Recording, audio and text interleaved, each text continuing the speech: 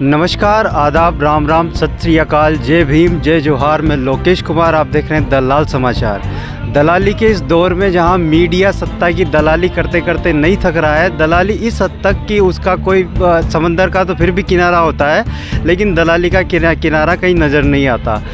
जब मुद्दों की बात आती है, जब शिक्षा, स्वास्थ्य, रोजगार की बात आती है, वो बात को मीडिया नहीं उठा के सत्ता की जो चाटुकारिता है वो लगातार निरंतर अपने जो क्रियाक्रम में तलवे चाटने का वो लगातार कर रहा है। राजीव गांधी युवा मित्रों के धरने को हम पिछले कई दिनों से कवर कर रहे हैं और उसी कवरेज में आज जो समय हो चुका है रात के 10 बजे, आज हम फिर शहीद स्मारक युवा मित्रों के धरने पे आए हैं। हमारे जो कई साथी ये संघर्ष समिति के बैठे हुए हैं यहाँ पे, उनसे बात करते हैं। सर, जिस तरह से आज आपका जो कार्यक्रम था माननीय मंत्री श्री किरोड़ी लाल जी के घर पे, तो वहाँ जो आपने दंडवत किया था उसके बारे में संक्षेप बताइए। देखिए, आज हमारे इस धरने को, जो युवा मित्र की बहाली की मांग को लेकर जो धरना चल रहा है, उसको 65वां दिन है और 5 दिन से किरोड़ी लाल जी के घर के बाहर भी महिलाओं और हमारे 4-5 भाई आमरण अनशन पे बैठे हुए। आज 2 दिन से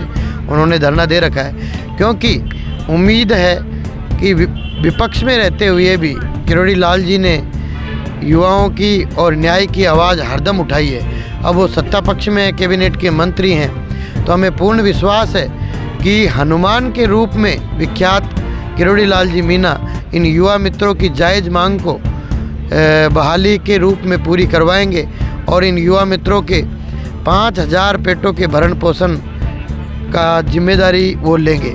तो युवा मित्रों की जो मांग है उसको लेकर ये माननीय मंत्री जो किरोड़ी लाल जी हैं उनके आवास पे गए थे और शिव मंदिर से लेकर उनके आवास तक दंडवत करके आए हैं। हमारे साथ जो साथी जुड़े हैं, युवा मित्र संघर्ष समिति के प्रदेशाध्यक्ष संजय मीणा जी। सर, जिस तरह से आपने आज दंडवत किया, माननीय किरोड़ी लाल जी को संदेश दिया और जिस तरह से अभी रात के समय हो गया 10 बजे, हमने एक ट्वीट देखा जो बहुत बड़े मीडिया चैनल का है, राजस्थान तक जो बहुत बड़ा मीडिया चैनल है, उसमें आया है कि किरोड़ी लाल के बंगले पर पहुंचे गहलोत के युवा मित्र, ऐसे कुछ करके। तो उस पर क्या कहना है आपका? देखिए, मैं यही कहना चाहूँगा कि ये किसी राजनीतिक दल या राजनीतिक व्यक्ति से जुड़े हुए लोग नहीं हैं। ये गरीब किसान मजदूर के बेरोजगार युवा हैं जिनकी सरकार की नौकरी लगी हुई थी पिछली सरकार के समय, उनका रोज़गार छीन लिया नई सरकार ने। तो मीडिया के तमाम साथियों से निवेदन करना चाहूँगा, आप लोकतंत्र के चौथा स्तंभ हो, आपसे सभी एक आशा उम्मीद रखे हुए हैं कि हमारे संघर्ष की अब मुखर आवाज़ रही है मीडिया। तो इसी तरीके की गलत फहमियाँ पैदा नहीं करें सरकार और शासन के समक्ष, क्योंकि किसी पहले से हमको एक राजनीतिक दल के साथ जोड़ा जाता रहा है, जबकि ऐसा नहीं है। आप हमारा रिकॉर्ड चेक करवाइए। हम तो कंपटीशन की तैयारी करने वाले युवा थे, जो विज्ञप्ति निकली तो फॉर्म भर दिया। फॉर्म भरने के बाद इस तरीके से हमारा नंबर आया। 17,500 की जॉब है, हमारा चल रहा था निरंतर गुजर बसर। तो ऐसा नहीं है कि वो रोज़गार छीन लिया, उसके लिए हम संघर्ष कर रहे हैं, प्रयास कर रहे हैं।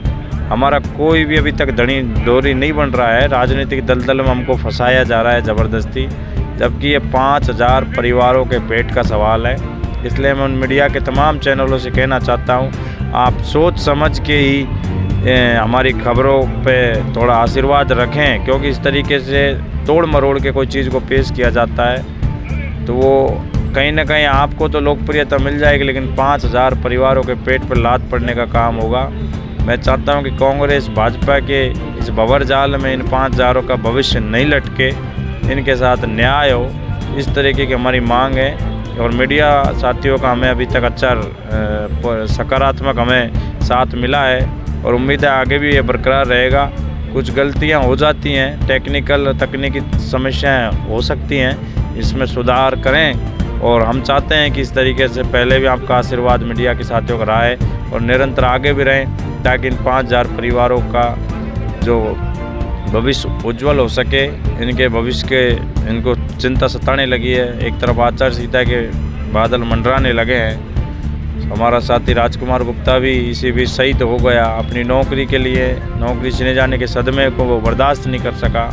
तो समझ सकते हो कितने संकटों में हम यहाँ भूखे प्यासे हैं। आज 65 दिन हो गए हैं जयपुर में हमको पड़े हुए। मजबूरी में यहाँ पड़े हैं। इसलिए आप किसी तरीके के राजनीतिक लोग या राजनीतिक नेता के साथ हमें नहीं जोड़ें और हमें हमारे भविष्य की चिंता करें। संजय मीणा जी का कहना था कि हमें राजनीति में ना घसीटे।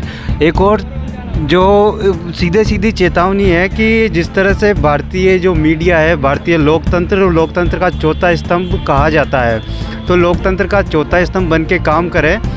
इन युवाओं को, बेरोजगार युवाओं को राजनीतिक दलदल में घसीटकर वो फंसाने का प्रयास ना करे। राजनीतिक दलदल से ऊपर उठ के, जो राजनीति की बात है उससे ऊपर उठ के युवाओं के भविष्य, युवाओं के रोजगार के बारे में सोचे।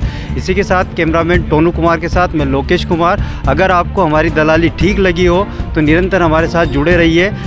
सभी जो सकारात्मक मुद्दे हैं, शिक्षा, स्वास्थ्य, रोजगार, उन्हीं मुद्दों को लेकर हम निरंतर इन मुद्दों की दलाली आपके साथ करते रहेंगे।